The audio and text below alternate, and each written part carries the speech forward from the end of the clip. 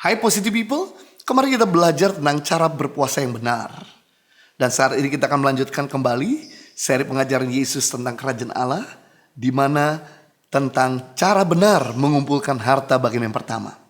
Mari kita lihat firman Tuhan dalam Matius pasal 6 ayat 19-21. Janganlah kau mengumpulkan harta di bumi ngengat dan karat merusaknya, dan pencuri membongkar serta mencurinya.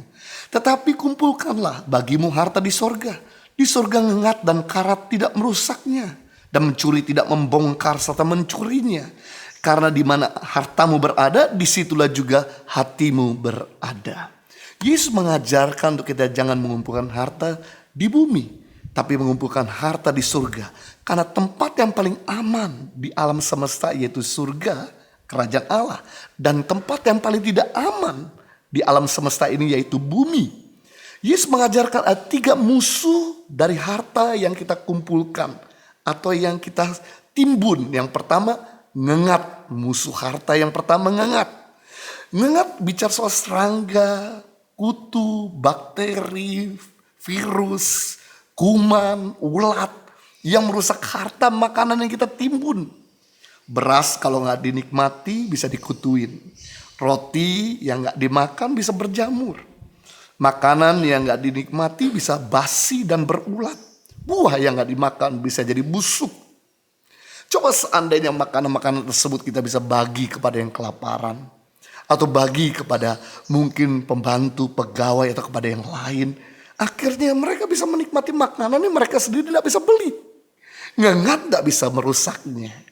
Yang kedua, musuh harta yang kita timbun atau yang kita kumpulkan yaitu karat. Kalau ngat serangan dari luar. Kalau karat itu serangan dari dalam.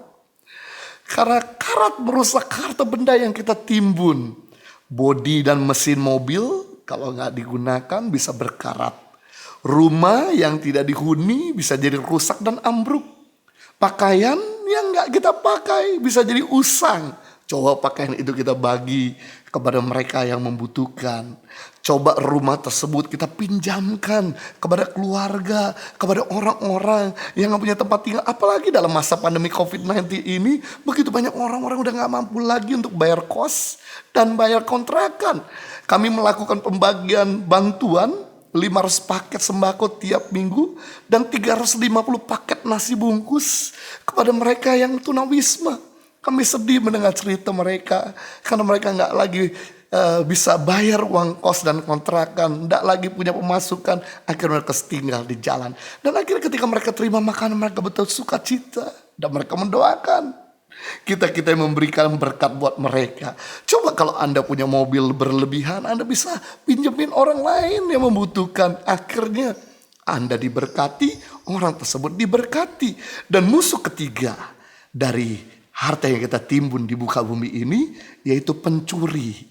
Bisa membongkar dan mengambil hak milik orang tanpa minta izin. Coba aja HP yang dibiarkan nganggur beberapa menit langsung lenyap. Perhiasan bisa dijamret, uang bisa dirampok, follower bisa dihack, nyawa bisa melayang karena disandra. Organisasi bisa pecah karena organisasi tersebut suka menimbun uang. Coba kalau organisasi itu gak ada uang yang ditimbun, maka gak ada orang yang tertarik untuk kudeta atau bikin perpecahan. Nah inilah yang Tangan Pengharapan lakukan. Di mana pertama Tangan Pengharapan tidak punya gudang. Setiap donasi yang masuk kau segera disalurkan. Supaya jangan jadi ngengat yang merusak ataupun pencuri yang mengambil. Dan orang-orang di daerah bisa akhirnya menikmati, orang-orang di jalan bisa nikmati. Lewat bantuan yang diterima masih fresh, masih bagus, masih up to date. Dan yang kedua, yang kita punya konsep di Yayasan Pengharapan yaitu gak pernah menimbun uang. Begitu ada uang masuk langsung kita salurkan. Begitu kita campaign untuk peduli sesama COVID-19, begitu masuk langsung kita keluarkan. Tiap minggu kita keluarkan uang sekitar 90 juta minimal. Untuk mereka-mereka yang membutuhkan di jalan. Mengalami kondisi di mana sulit. Itu sebabnya gak ada orang yang tertarik untuk ngambil yayasan ini. Karena yayasan ini gak punya simpenan. Ada orang berkata, Pak, organisasi sehat itu punya dana cadangan minimal 1 tahun sampai 3 tahun. Kok Kamu cuma punya data dengan beberapa waktu saja. Karena kami punya konsep. Kita nggak perlu menimbun. Orang membutuhkan dan juga jangan mengundang si pencuri atau si pemberontak untuk mengambil alih. Jadi kalau kita nggak mau dijahatin orang, kalau kita nggak mau mengundang niat buruk orang, yang kita perlu lakukan, mari jangan nimbun, bagikan kepada orang lain, dan tetap low profile. Karena orang yang parlente, orang yang show off, mengundang niat jahat orang datang kepada kita. So tetap low profile, tetap membagi, bukan berarti kita nggak boleh punya investasi, tapi jangan lupa motif kita mengumpulkan harta di bumi ini yaitu untuk menjadi berkat. Live a better life.